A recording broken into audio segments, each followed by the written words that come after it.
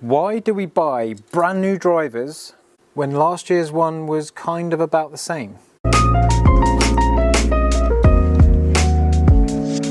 So I want to kind of like go over this topic because there's a few questions in like a few videos that I've done where I've looked at last year's driver and this year's driver, and I've shown that there's like 3 yards of extra distance. Now that doesn't feel like a lot, but consider this. When I'm looking at the new drivers and the old drivers, I'm looking at a 9-degree stiff against a 9-degree stiff in a very similar profile of club. So naturally they're going to be doing a very similar thing. But why do we buy new drivers? Generally speaking, in all the fittings that I do, when I look at a 10.5 regular against a 10.5 regular, there isn't a huge difference. There isn't an astronomical increase in distance or anything from that driver. Now, sometimes there is, if it's a particularly old one against a particularly new one, or the shaft is very different, or the design of the head is very different. There has to be more separation between those clubs to see the difference. We've got something like the AI Smoke Range. When I first got those into store, I reckon over 10 fittings, there'd be 3 of those 10 fittings where someone just got a massive spike in ball speed because they struck the face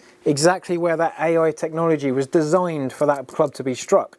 And they just naturally struck it in that place, and we got massive gains in ball speed and distance from that. But the other 7 of those 10 people didn't see that because they're not hitting that exact area.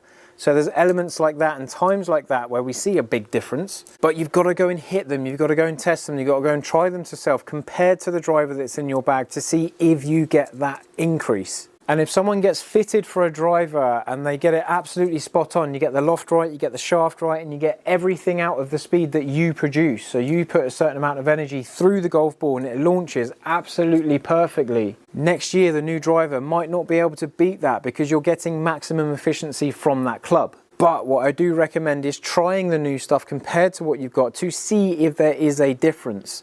If there's a particularly good fitter or a particularly good coach that does fitting, that knows your swing maybe, they might know where your swing can get to, and like they might be looking at different specs and things to get more out of it for you. But to say that you're the same spec 3 years ago to how you are now, that could be correct, it could be incorrect. If someone over 3 years has developed their golf into a place where they're a lot faster, they're a lot more consistent, they might need a different shaft to keep up with that new pace. Or in 3 years' time, someone has got a little bit older, they've lost their posture a little bit, they're not as fit and athletic as they were before. You might need a new club to suit that new ability or lack of ability, and that's absolutely normal.